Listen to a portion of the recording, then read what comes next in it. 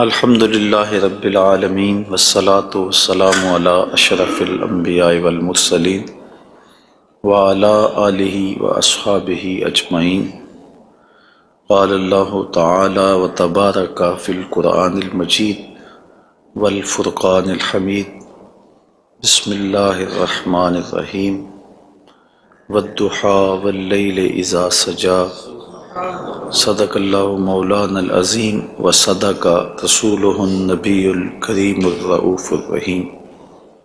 اللہم نور قلوبنا بالقرآن وزین اخلاقنا بالقرآن وادخلنا الجنة بالقرآن ونجنا من النار بالقرآن۔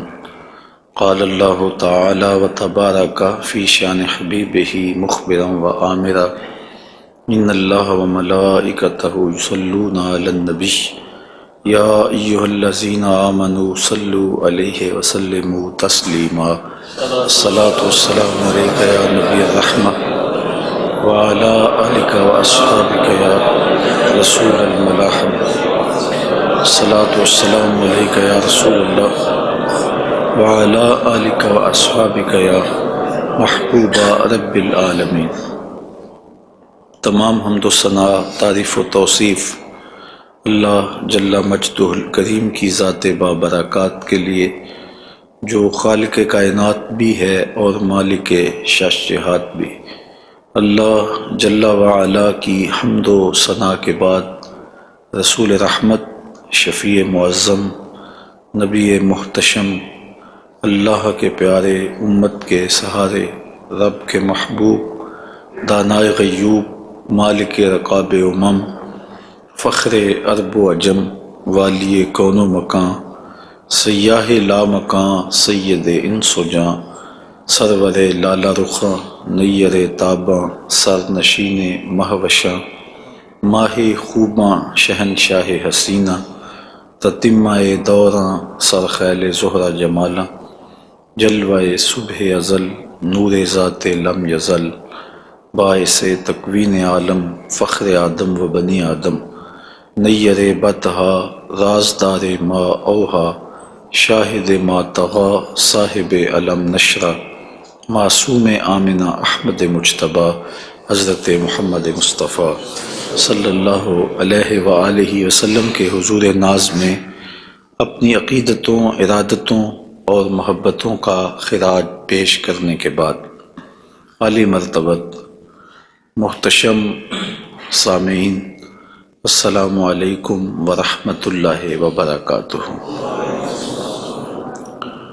ماہ نور ربیع الاول اپنی تمام تر رعنائیوں کے ساتھ جلوہ گر ہوا جا رہا ہے، اور ہم حضور نبی رحمت صلی اللہ علیہ وآلہ وسلم کے شمائل پر کچھ باتیں آپ کے سامنے رکھنا چاہ رہے ہیں۔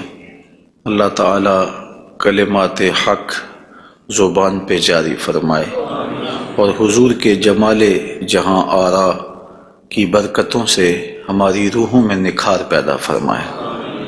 علماء نے لکھا ہے کہ حضور کے حلیہ شریف کو بیان کرنے سے دلوں میں حضور کی محبت پیدا ہوتی ہے، اور سننے والوں کو، بیان کرنے والوں کو حضور کا پیار ملتا ہے، حضور کی محبت ملتی ہے، اور اس کی برکت سے حضور کے دیدار کی دولت بیدار بھی نصیب ہو جاتی ہے۔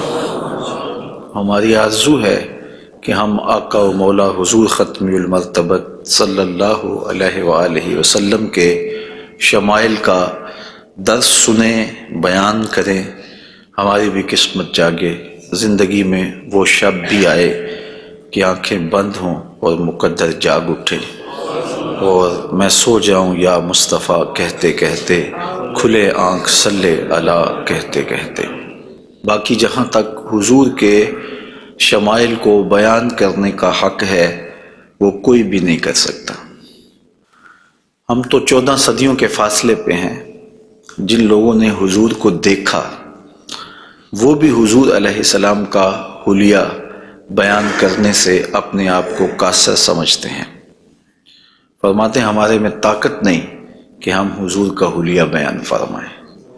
چند اصحاب نے حضور کا حلیہ بیان کیا، بلکہ صحابہ ایک دوسرے سے پوچھتے تھے حضور کیسے تھے؟ میاں تم نے نہیں دیکھا؟ کہا دیکھ کر بھی نہیں دیکھا۔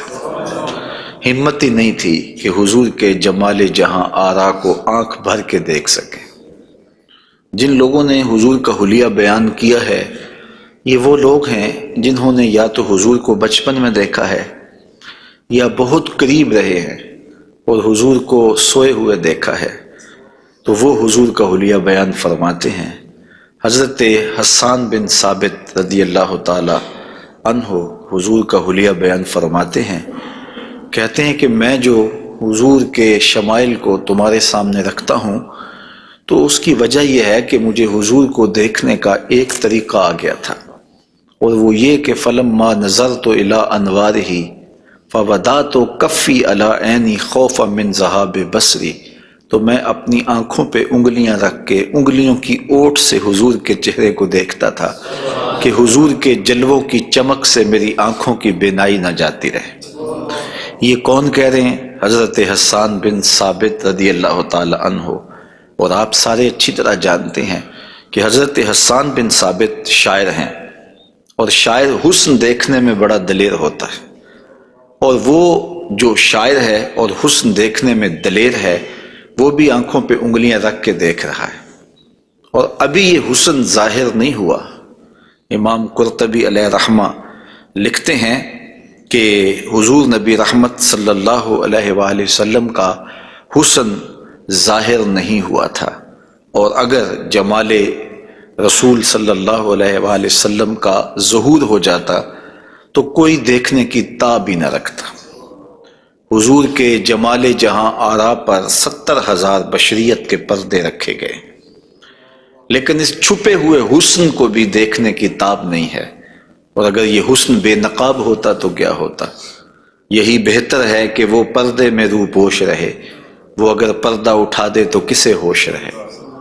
حضرت شاہ ولی اللہ محدث دہلوی علیہ رحمہ نے اپنے والد حضرت شاہ عبد الرحیم محدث دہلوی علیہ رحمہ سے روایت کیا ہے کہ میرے والد شاہ عبد الرحیم خواب میں حضور کی زیارت کی، اور یہ بات آپ اچھی طرح جانتے ہیں کہ جس نے حضور کو خواب میں دیکھا اس نے حضور کو ہی دیکھا۔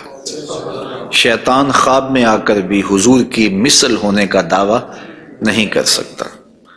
تو خواب میں حضور کو دیکھا اور عرض کی یا رسول اللہ صلی اللہ علیہ وسلم، آپ نے فرمایا ہے انا املہ و اخی یوسف اسبہ، میں نمکین حسن والا ہوں اور میرا بھائی یوسف میٹھے حسن والا تھا۔ وہاں تو زنان مصر کی انگلیاں کٹ گئیں، اور یہاں ایسا کوئی واقعہ پیش نہیں آیا، جبکہ حسن ملی حسن صبی کی نسبت زیادہ پرکشش ہوتا ہے، تو وہاں انگلیاں کٹ گئیں اور یہاں ایسا کوئی واقعہ پیش نہیں آیا، تو اس کی کیا وجہ ہے؟ تو حضور نے جو خواب میں جواب دیا وہ حضرت شاہ عبد الرحیم نے بیان فرمایا، اور شاہ ولی اللہ محدث دہلوی علیہ رحمہ نے در ثمین میں اس کو لکھا۔ آقا کریم نے فرمایا جمالی مستور عن اعین الناس غیرۃ من اللہ، اے عبد الرحیم، اللہ نے غیرت محبت کی وجہ سے میرے حسن کو لوگوں کی نظروں سے چھپا کے رکھا ہے۔ کوئی محب نہیں چاہتا کہ میرا محبوب کوئی دیکھے۔ قتیل شفائی نے کہا تھا نا، اس حد تلک بڑھ گئی ہے بے اعتمادی کہ تجھ کو تجھ سے بھی چھپانا چاہتا ہوں۔ وہ کہتا ہے میری تو آرزو یہ ہے کہ تو آئینہ بھی نہ دیکھے۔ تو محب کی غیرت ہوتی ہے کہ اس کے محبوب کو کوئی نہ دیکھے، تو کہا کہ میرے حسن کو لوگوں کی نظروں سے چھپا کے رکھا گیا ہے، اور اگر یہ حسن ظاہر کر دیا جاتا تو کوئی تاب نہ لا سکتا۔ تو یہ چھپے ہوئے حسن کا عالم ہے کہ دیکھنے والوں کو پھر بھی انگلیاں رکھ کے دیکھنا پڑتا ہے، اور اگر یہ بے نقاب ہوتا تو پھر کون تاب لا سکتا؟ مولانا حسن رضا اعلی حضرت کے برادر محترم فرماتے ہیں وہ اگر جلوہ کریں کون تماشائی ہو۔ تو یہ وہ حسن ہے کہ جو تمام کا تمام ظاہر نہیں کیا گیا اور لوگوں کی نگاہوں سے پوشیدہ رکھا گیا، لیکن وہ بشریت کے پردوں کی اوٹ سے چھن چھن کے بھی اس قدر تابہ ہے کہ پوری کائنات کے اندر رنگ اسی حسن کے جھلکتے دکھائی دیتے ہیں۔ اور ہر طرف اسی کے انوار پھیلے ہوئے نظر آتے ہیں۔ تو حضور کے حسن کا بیان، حضور کے حسن کا ذکر اگرچہ انسانی استطاعت میں نہیں ہے اور اس کے بس میں نہیں ہے، لیکن اس کے باوجود صحابہ کے دور سے لے کر آج تک لوگوں کا یہ محبوب موضوع رہا ہے کہ وہ حضور علیہ السلام کے حسن کا ذکر کر کے اپنے قلب کی تسکین کا ساماں کرتے ہیں۔ علماء نے یہ بھی لکھا ہے کہ جو شخص حضور کے حسن کو بیان کرے لوگوں کے دلوں میں اس کے لیے پیار پیدا ہو جاتا ہے۔ آج ہر شخص چاہتا ہے کہ میں ہر دل عزیز ہو جاؤں، تو یہ سادہ سا نسخہ ہے کہ کائنات میں حضور کے حسن کے تذکرے کیا کرو، دنیا تم سے پیار کرنے لگ جائے گی۔ تم محبوب الخلائق بن جاؤ گے اگر تم اس محبوب دو عالم کے حسن کو لوگوں کی نظروں کے سامنے بیان کرو گے۔ انشاءاللہ حضور کے مختلف اعضاء کے حسن کا ذکر ترتیب وار کیا جائے گا، اور اہل محبت نے اور اصحاب رسول نے اس پر کیا محبتوں کے پھول پیش کیے ہیں۔ یقیناً آپ کے قلوب کو فرحت بھی ہوگی، قرار بھی ملے گا، اور آقا کریم کے حسن دل پذیر اور حسن جاں فضا کی مستیوں میں آپ کھو بھی جائیں گے۔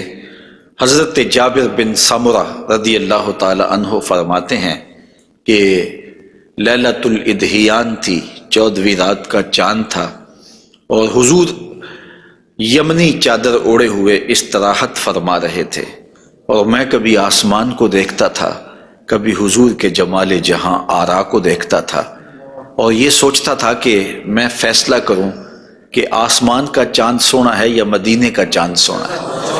تو حضرت جابر بن سمرہ رضی اللہ تعالیٰ عنہ فرماتے ہیں پھر میں نے فیصلہ کیا فائزہ ہوا احسن عندی من القمر، میں نے کہا آسمان کا چاند نہیں، مدینے کا چاند سونا ہے، چونکہ چاند کی چمک بھی حضور کے در کی خیرات ہے۔ چاند کو، سورج کو، شمس و قمر کو جو روشنیاں دی گئی ہیں وہ حضور کے صدقے سے دی گئی ہیں۔ تو کائنات میں جہاں بھی اجالا ہے، جہاں بھی روشنیاں ہیں، جہاں بھی نور ہے، وہ نور حضور علیہ السلام کا ہی ظہور ہے، اور حضور کا نور ہے کہ جو کسی سے مستعار نہیں لیا ہوا، وہ حضور کا اپنا نور ہے، اپنا حسن ہے۔ علامہ بوصیری علیہ رحمہ نے کتنی خوبصورت بات کہی، منزہ عن شریک فی محاسنہ فجوہر الحسن فیہ غیر منقسم، کہ حضور اپنے محاسن میں، اپنے کمالات میں کسی شریک سے منزہ ہیں، اور آپ کا جوہر حسن جو ہے وہ غیر منقسم ہے۔ تو حضور کا حسن کسی سے مستعار نہیں لیا ہوا، بلکہ پوری کائنات کو جو حسن ملا ہے وہ حضور کی دہلیز کی عطا ہے، حضور کی چوکھٹ کی خیرات ہے۔ تو زمانہ چمک رہا ہے تو حضور کے انوار سے، اور بریلی سے آج بھی آواز آ رہی ہے، چمک تجھ سے پاتے ہیں سب پانے والے، میرا دل بھی چمکا دے چمکانے والے۔ تو ساری روشنیاں اسی دہلیز سے پھوٹتی ہیں، اسی در سے پھوٹتی ہیں، سارے اجالے اسی چوکھٹ سے نکلتے ہیں۔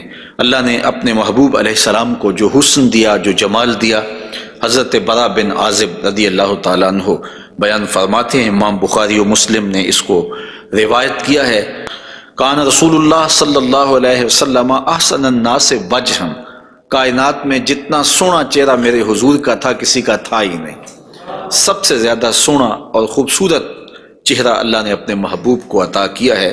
اور حضرت ابو ہریرہ رضی اللہ تعالی عنہ سے معروف روایت ہے جس کو امام ترمذی نے اور باقی محدثین نے روایت کیا ہے، حضور فرماتے ہیں حضرت ابو ہریرہ، ما رأیت شیئا احسن من رسول اللہ صلی اللہ علیہ وسلم، میں نے حضور سے سونا کوئی دیکھا ہی نہیں۔ اور حضرت حسان بن ثابت کہتے ہیں کہ آج تک کسی ماں نے ایسا سونا جنم ہی نہیں دیا، سونا دیکھتے کیسے، کسی ماں نے ایسا جنم ہی نہیں دیا۔ حضرت ابو ہریرہ نے ایک موقع پہ فرمایا کہ کل قمر لیلۃ البدر لم ارا قبلہ ولا بعدہ مثلہ، کیا پوچھتے ہو 14ویں رات کا چمکتا ہوا چاند تھے میرے حضور؟ پھر کہتے ہیں نہیں نہیں نہیں، حضور جیسا نہ پہلے دیکھا ہے نہ بعد میں دیکھا۔ تو حضرت حسان بن ثابت فرماتے دیکھتے کیسے، کسی ماں نے جنم دیا ہوتا تو دیکھتے۔ خدا نے وہ سچائی پن چھڑیا جدے وچ محمد نو ٹالیا سی، حسینہ جمیلہ دا منہ موڑ دیتا، محمد بنا کے قلم توڑ دیتا۔ اللہ تعالیٰ نے ایسا پیکر تراشا ہے، ایسی صورت بنائی ہے کہ جس کی مثل کائنات کے اندر نہ کوئی دوسری صورت ہے۔ اور میرے محبوب کے جمال جیسا نہ کوئی دوسرا جمال ہے، تو وہ حسن، وہ جمال، وہ کمال اور وہ شانیں اور وہ مراتب رفیع عطا کیے گئے جو انہی کا مقسوم ہے۔ حضور کا پورا جسم انور اور حضور کا وجود مسعود برکتوں سے مالا مال تھا اور حسن اور جمال کا آئینہ دار تھا۔ لا یجلس الذباب علی جسدہ، ساری زندگی حضور کے بدن پہ کبھی مکھی نہیں بیٹھی، آقا کریم علیہ الصلوۃ والسلام کے بدن پہ کبھی میل نہیں آیا، حضور کی آنکھوں کے اندر کبھی میل نہیں آیا، حضور کو ساری زندگی بلغم نہیں آئی، آقا کریم کی مبارک بغلیں بے بال تھیں اور بالکل باقی جلد کی طرح سفید تھیں۔ حضور علیہ السلام کا لعاب شہد سے زیادہ میٹھا تھا اور کستوری سے زیادہ خوشبودار تھا۔ حضور کے فضلات مبارکہ جو ہے وہ امت کے حق میں پاک ہیں، اور جہاں حضور علیہ السلام قضائے حاجت کے لیے جاتے تو وہاں بعد میں جا کے دیکھا جاتا تو کوئی چیز نظر نہ آتی سوائے کستوری کی خوشبو کے۔ تو آقا کریم علیہ الصلوۃ والسلام کو کبھی جمائی نہیں آئی، کبھی حالت نیند میں حضور نبی رحمت صلی اللہ علیہ وآلہ وسلم ناپاک نہیں ہوئے، حضور نبی رحمت صلی اللہ علیہ وسلم پر کوئی نجاست نہیں آئی، اور آقا کریم کے بدن کا سایہ بھی نہیں تھا تاکہ زمین کے اوپر حضور کا سایہ نہ گرے۔ کائنات میں ایسا کون ہو سکتا ہے جیسا آمنہ کا لال تھا؟ تو وہ حسن دیا گیا، وہ جمال دیا، جس پہلو سے دیکھو حضور بے مثال نظر آتے ہیں اور بے مثل نظر آتے ہیں۔ آئیے ہم حضور نبی رحمت صلی اللہ علیہ وآلہ وسلم کے جسم کے حوالے سے پہلے کچھ بات کریں اور پھر حضور کے اعضاء کی طرف چلتے ہیں۔ حضور کا مبارک جسم بے سایہ تھا، اور یہ سایہ نہ چاند کی چاندنی میں دکھائی دیتا تھا اور نہ سورج کی روشنی میں پڑتا تھا۔ حضرت ذکوان رضی اللہ تعالی عنہ روایت کرتے ہیں، فرماتے ہیں کہ ان رسول اللہ صلی اللہ علیہ وسلم لم یکن یرا لہ ظل فی شمس ولا قمر، حضور کا سایہ نہ سورج کی روشنی میں ہوتا تھا اور نہ چاند کی چاندنی میں ہوتا تھا۔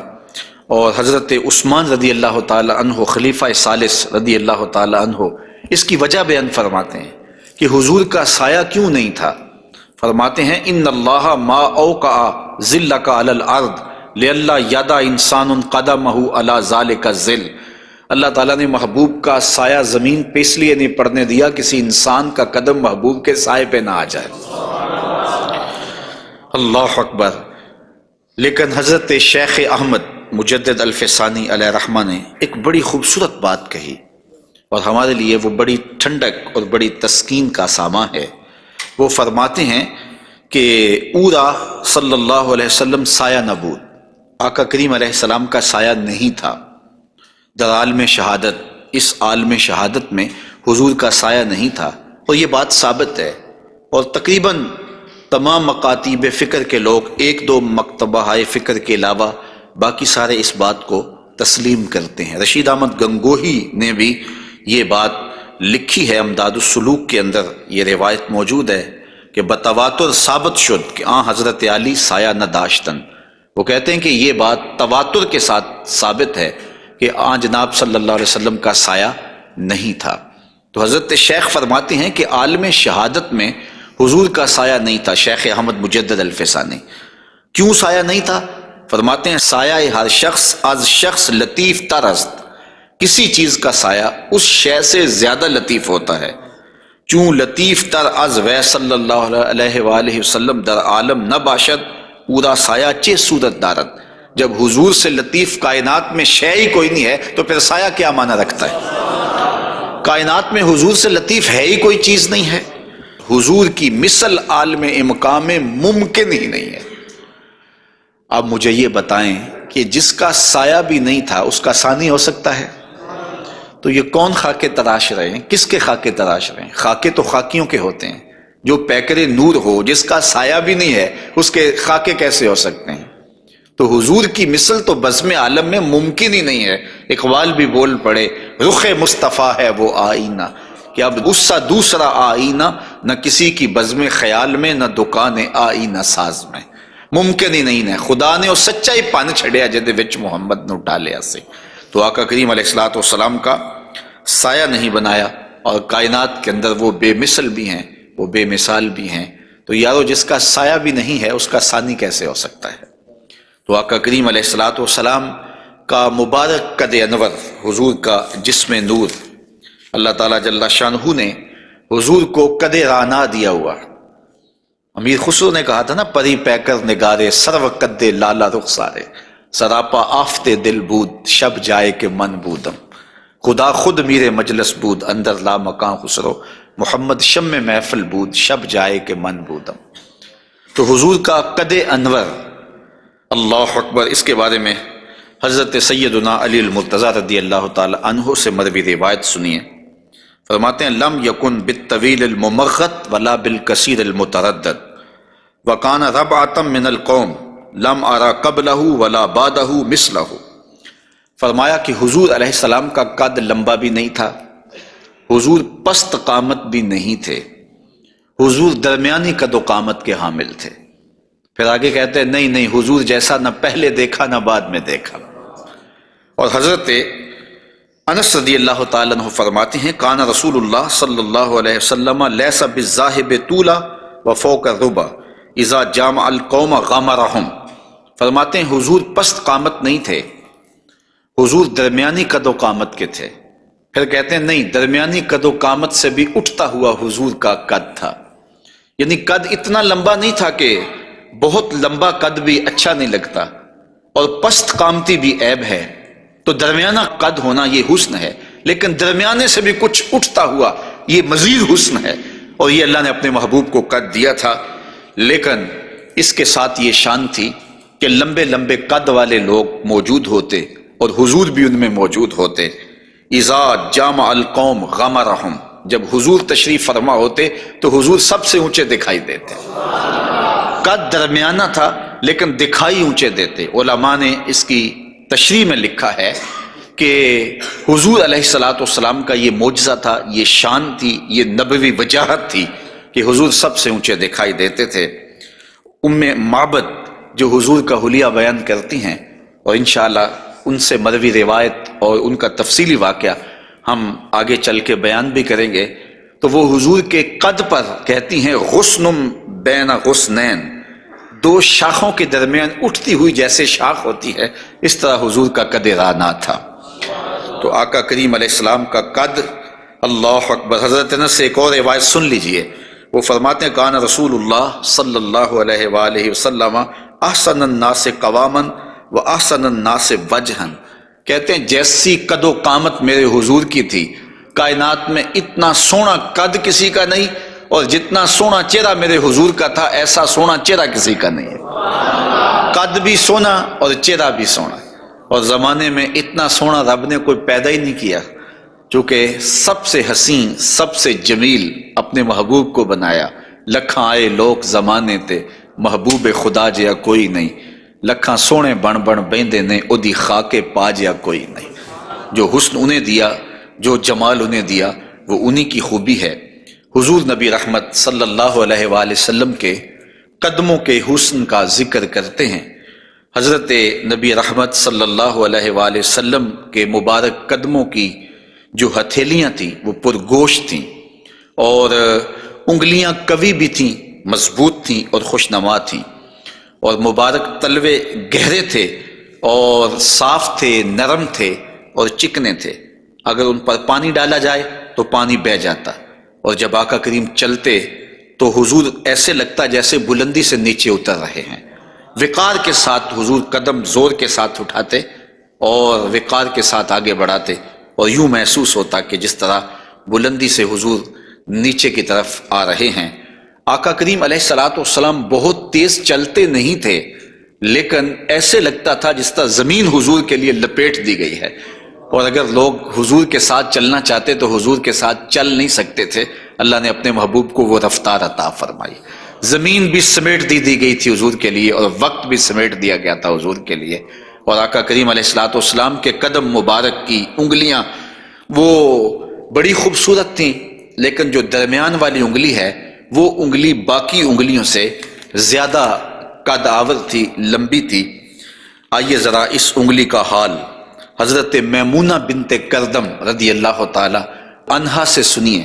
یہ ایک صحابیہ ہیں جو اپنے والد گرامی کے ساتھ حضور کی خدمت میں حاضر ہوئیں۔ تو ان کے والد گرامی نے حضور سے کوئی بات پوچھی، اور آقا کریم اس وقت ناقہ کے اوپر، اونٹنی کے اوپر سوار تھے، تو ان کا جی چاہا کہ میں حضور کا دیدار کروں، لیکن حضور کے چہرے کی وجاہت نے ان کو حضور علیہ السلام کے چہرے کی جانب آنکھ بھر کے دیکھنے نہ دیا، تو کہا اب آئی ہوں تو حضور کے مبارک پاؤں کو دیکھنے لگی۔ تو حضرت میمونہ بنت کردم فرماتی ہیں فما نسیتو فی ما نسیتو طول اصبع قدمہ السبابہ علی سائر اصابعہ، کہا مدت ہو گئی ہے میں نے حضور علیہ السلام کو دیکھا تھا، اور حضور کے مبارک پاؤں کی انگلیوں میں سے جو درمیان والی انگلی ہے، اس انگلی کا جو قد باقی انگلیوں سے تھوڑا سا لمبا تھا، آج تک میری آنکھوں سے وہ حسن نہیں ہٹتا ہے، وہ حسن ہی زائل نہیں ہوتا ہے، اب تک میری نگاہوں میں وہی جلوے ہیں کہ حضور علیہ السلام کی انگلی جو ہے وہ باقی انگلیوں کی نسبت جو ہے وہ زیادہ درمیان والی انگشت سبابہ جو تھی وہ زیادہ لمبائی میں تھی۔ تو حضرت میمونہ بنت کردم ابھی تک اس انگلی کے حسن میں کھوئی ہوئی ہیں۔ مجھے بتاؤ جس کی انگلی، پاؤں کی انگلی اتنی حسین ہے، اس کی آنکھیں کتنی حسین ہوں گی۔ وہ کیا کسی نے کہا نا کہ قدموں میں جبیں کو رہنے دو، چہرے کا تصور مشکل ہے، قدموں پہ جبیں کو رہنے دو، چہرے کا تصور مشکل ہے، جب چاند سے بڑھ کر ایڑی ہے رخسار کا عالم کیا ہوگا۔ یہ تو انگلی کا حسن ہے کہ میمونہ بنت کردم ساری زندگی یہی اثاثہ ہے، لوگوں کو بتاتی ہیں کہ لوگوں میں نے حضور کی انگلی دیکھی ہوئی ہے۔ تو جس نے حضور کے قدم انور کی انگلی کی زیارت کی ہے وہ تو ناز کرے، اور پھر اس عائشہ صدیقہ محبوب کائنات کی قسمت پہ ناز نہ کریں جن کی آغوش میں حضور کا سر انور ہوتا تھا۔ تو حضرت میمونہ بنت کردم رضی اللہ تعالی عنہا فرماتی ہیں کہ میں ابھی تک اس انگلی کے جمال کو بھول نہیں پائی۔ آقا کریم علیہ السلام کے قدموں کے بارے میں آتا ہے کہ کان رسول اللہ صلی اللہ علیہ وسلم احسن البشر قدما، کائنات میں جتنے سونے قدم میرے حضور کے تھے اتنے سونے قدم بھی کسی کے نہیں تھے۔ حضرت انس اور حضرت ابو ہریرہ اور ہند بن ابی حالہ رضی اللہ تعالیٰ عنہ حضور کے قدموں کے بارے میں شسن القدمین، اور حضرت امام ترمذی نے مسیح القدمین کے لفظ بولے ہیں کہ نرم آپ کے قدم تھے، اور آپ کے قدم جو ہے وہ چمکدار تھے، روشن تھے، آپ کے قدم پرگوشت تھے، اور آپ کے مبارک پاؤں خوبصورت تھے۔ اور تلوے جو تھے اس کے بارے میں دو روایات ہیں، ایک روایت یہ ہے کہ اخمسان، اور ایک روایت کے اندر لفظ ہیں لیس لہا اخمس، کہ جو تلوے ہیں وہ درمیان سے جو ہیں وہ پرگوشت تھے، اور ایک ہے کہ درمیان سے پرگوشت نہیں تھے۔ تو یہ دو روایات کی تطبیق کیسے ہوگی؟ بعض نے کہا کہ حضور کے مبارک تلوے جو تھے وہ درمیان سے پرگوشت نہیں تھے، اور بعض نے کہا کہ بالکل درمیان سے پرگوشت ہی تھے اور بالکل سیدھے تھے۔ علماء نے کہا کہ درمیان سے خلا تو تھا، لیکن جب حضور قدم رکھتے تھے تو آقا کریم علیہ السلام قدم جو ہے وہ پوری طرح جماؤ کر کے رکھتے تھے، اور جب وہ نقش بنتا تھا تو وہ نقش پورا بنتا تھا۔ اور یہاں محدثین نے کمال کر دی، کہا رب نے یہ نہیں چاہا کہ میرے محبوب کے تلووں کا نقش ناتمام بنے، نقش پورا بنتا تھا۔ تو جنہوں نے نقش کو دیکھ کر تلووں کا اندازہ لگایا انہوں نے کہا کہ نہیں، وہ تلوے بالکل برابر تھے اس لیے کہ نقش پورا بنتا تھا، اور جنہوں کو تلوے دیکھنے کی سعادت نصیب ہو گئی تو انہوں نے کہا نہیں، ہم نے دیکھے ہیں کہ جو ہے وہ درمیان میں جو ہے وہ کم گوشت تھا اور اطراف میں گوشت زیادہ تھا۔ تو صحابہ نے حضور کے تلووں کے بارے میں یہ رائے بیان فرمائی ہے۔ حضرت ابو ہریرہ رضی اللہ تعالی عنہ فرماتے ہیں انہ صلی اللہ علیہ وسلم کان اذا مشى علی الصخر غاصت قدماہ فیہ، جب کبھی آپ ننگے پاؤں چلتے کسی پتھر کے اوپر، کسی چٹان کے اوپر، تو وہ چٹان اور پتھر حضور کے لیے نرم ہو جاتے، اور آقا کریم علیہ السلام کے مبارک قدم جو ہے اس پتھر کے اندر جو ہے وہ دنس جاتے اور نشان بن جاتے۔ جس طرح مقام ابراہیم پہ آپ دیکھ سکتے ہیں کہ حضرت اسماعیل علیہ السلام کے قدموں کے نشانات اس پتھر نے محفوظ کر لیے، تو یہ پتھر جن پتھروں پہ حضور چلتے تھے وہ اپنی چھاتی پہ حضور کے تلووں کے نشان محفوظ کر لیتے تھے۔ سلطان کاتبائی نے باقاعدہ ایک ایسا پتھر جس پر حضور کے قدموں کے نشانات موجود تھے وہ 20,000 دینار میں اس زمانے میں خریدا، اور خرید کے ساری زندگی اپنے پاس رکھا، اور مرنے سے قبل وصیت کی کہ جب میں مر جاؤں تو یہ پتھر میری قبر کے سرہانے لگانا۔ علامہ خفاجی علیہ رحمہ نسیم الریاض میں لکھتے ہیں کہ وہ پتھر آج بھی ان کی قبر کے سرہانے پہ لگا ہوا ہے، اور لوگ اس کو اپنے لیے اعزاز سمجھتے تھے، اور یہ وہ قدم ہیں کہ جہاں آتے اس جگہ کی قسمت جاگ پڑتی۔ یہ قدم اور یہ مبارک تلوے یہ تو عرش نے بھی چومے ہیں نا۔ اعلیٰ حضرت نے کیا خوب کہا، زہ عزت و اطلاع محمد، کہ ہے عرش حق زیر پائے محمد، کہ عرش حق حضور کے قدموں کے تلے تھا، اور یہ تلوے وہاں عرش الہی پہ لگے ہیں، اور یہ وہی تلوے ہیں جو حضرت جبریل امین کو چومنے کی سعادت بھی ملی ہے۔ جب معراج کی شب حاضر ہوئے تو محبوب استراحت کر رہے تھے، تو جبریل عرض گزار ہوئے کہ محبوب تیرا نبی تو سویا ہے، تو آواز آئی یا جبریلو قبل قدمہ، میرے محبوب کے قدم چوم لے۔ تو جبریل امین نے حضور کے قدم چوم لیے، تو پھر کیا لطف آیا ہوگا۔ کسی نے تصور میں جبریل سے پوچھا کہ حضور کے قدم چومے تھے، تلیاں چومی تھیں، تو بتا کیا کیف ملا؟ تو اس نے زبان حال سے کہا، نہ جنت کی کلیوں میں دیکھا مزہ جو محمد کی تلیوں میں دیکھا۔ حضور علیہ السلام کے مبارک قدم جہاں پڑتے وہاں رحمتیں اور برکتیں ہی نازل ہوتی۔ ذی المجاز کی منڈی میں اپنے چچا کے ساتھ حضرت علی المرتضیٰ رضی اللہ تعالیٰ عنہ کے والد جناب ابو طالب کے ساتھ حضور جا رہے تھے۔ انہوں نے کہا کہ مجھے تو بڑی سخت پیاس لگی ہے، تو آقا کریم علیہ الصلوۃ والسلام نے سواری سے اتر کے زمین پر زور سے اپنا پاؤں مارا، تو جب آپ نے پاؤں مارا تو چشمہ پھوٹ پڑا، اور اپنے چچا سے کہا کہ یہاں پانی پی لیجیے گا۔ اور حضور علیہ الصلوۃ والسلام کی مبارک ایڑیاں جو ہیں ان کے بارے میں ہے کہ وہ کم گوشت تھیں، ان پر زیادہ گوشت نہیں تھا، اور آقا کریم علیہ الصلوۃ والسلام اس ایڑی کو بھی جہاں لگاتے وہاں حالات رحمتوں بھرے ہو جاتے۔ حضرت جابر رضی اللہ تعالی عنہ کا اونٹ تھا، ایک سفر میں وہ حضور کے ساتھ تھے کہ وہ تھک گیا اور اس سے چلا نہیں جاتا۔ حضور کی سواری گزری تو انہوں نے عرض کی، یا رسول اللہ صلی اللہ علیہ وسلم، یہ میرا اونٹ ہے اور تھک گیا ہے، اور میں قافلے کے ساتھ کیسے سفر کر سکتا ہوں؟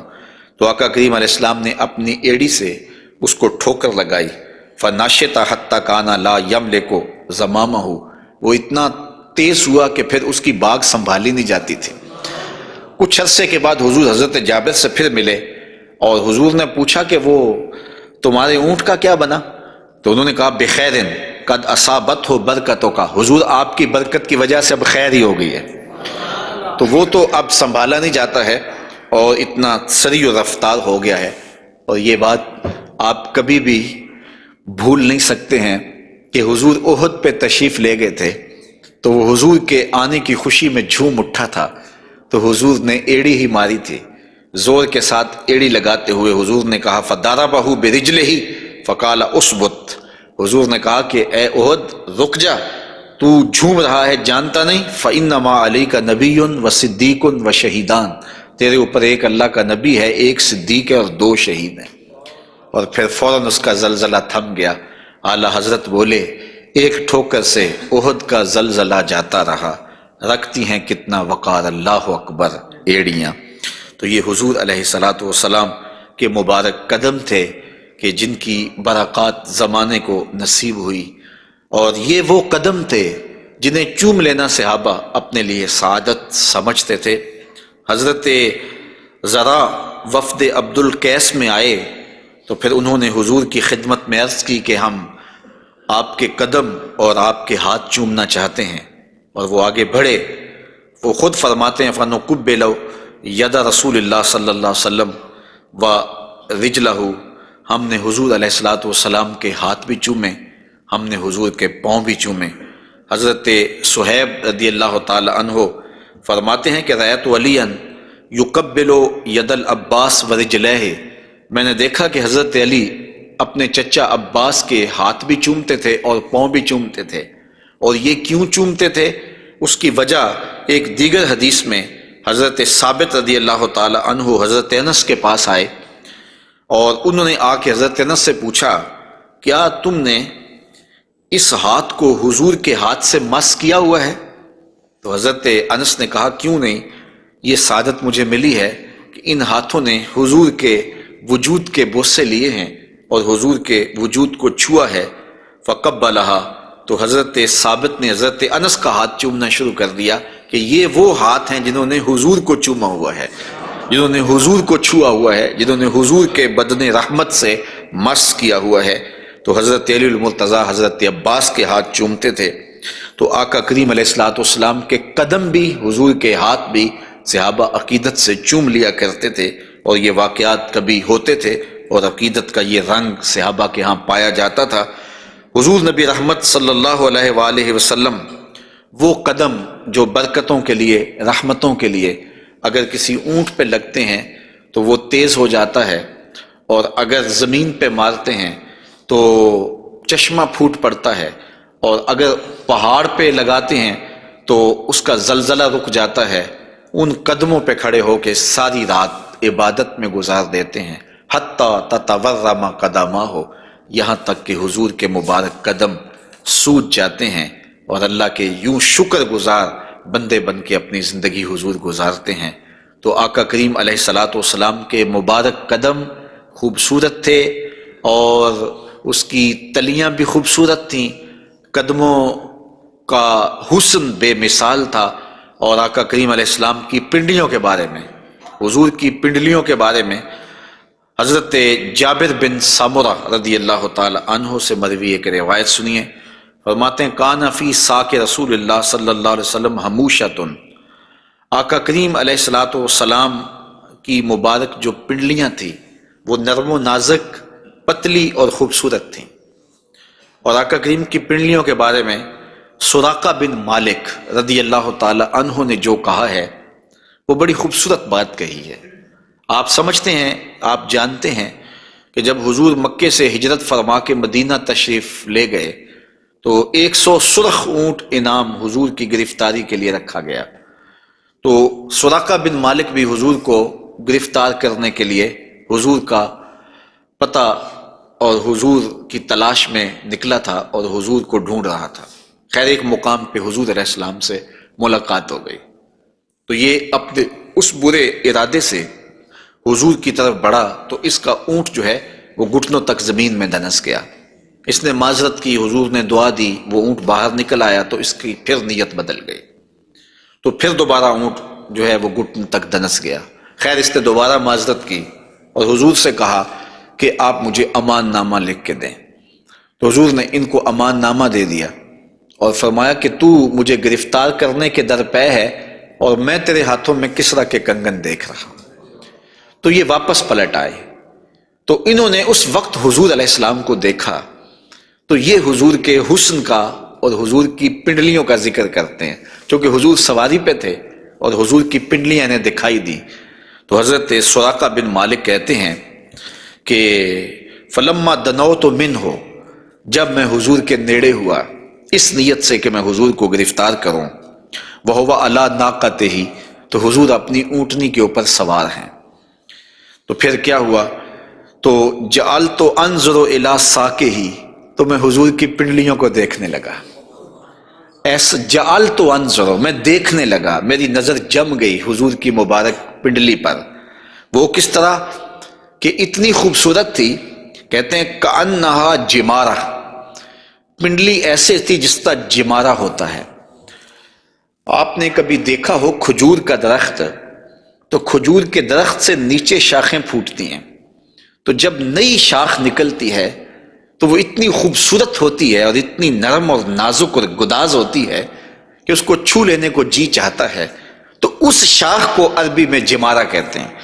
تو وہ کہتے ہیں میں حضور کی پنڈلیوں کا کیا بتاؤں، جس طرح وہ کھجور کی تازہ شاخ نکلتی ہے جس کو دیکھنے سے جی نہیں رجتا، حضور کی پنڈلیاں جمارہ کی طرح تھیں۔ تو یہ انہوں نے ایک اپنے محاورے کے مطابق مثال دی، ورنہ حضور علیہ الصلوۃ والسلام کی پنڈلیوں کے لیے کوئی لفظ ہی نہیں ہے جو اللہ نے اپنے محبوب کو پنڈلیوں کا حسن دیا۔ اچھا، حضور کی پنڈلیوں کے بارے میں سنو میرے امام اعلی حضرت نے کیا کہا، کمال کر دی۔ ساک اصل قدم شاخ نخل کرم، اعلی حضرت فرماتے ہیں ساک اصل قدم، جو پنڈلی ہے، جو قدم کی اصل ہے، شاخ نخل کرم، جو کرم کی کھجور ہے، یہ اس کی شاخ ہے۔ اللہ اکبر، شم راہ اصابت پہ لاکھوں سلام۔ تو حضور علیہ الصلوۃ والسلام کو اللہ تعالیٰ نے پر نور، پتلی اور جو ہے وہ گوری رنگت کی اور لطیف اور خوبصورت پنڈلیوں سے نوازا تھا۔ اور حضور کے زانوئے منور کے بارے میں حضرت علی المرتضیٰ رضی اللہ تعالیٰ عنہ فرماتے ہیں دخم الکرادیس، رسول کریم صلی اللہ علیہ وآلہ وسلم کے مبارک زانوئے نور کے بارے میں دخم الکرادیس کے لفظ بھی ہیں، اور دوسری روایت مروی ہے سعد ابن ابی شیبہ سے، اس میں لفظ ہیں کان رسول اللہ صلی اللہ علیہ وسلم جلیل المشاش، آقا کریم علیہ الصلوۃ والسلام کے زانو مبارک مضبوط تھے، پرگوشت تھے اور خوبصورت تھے۔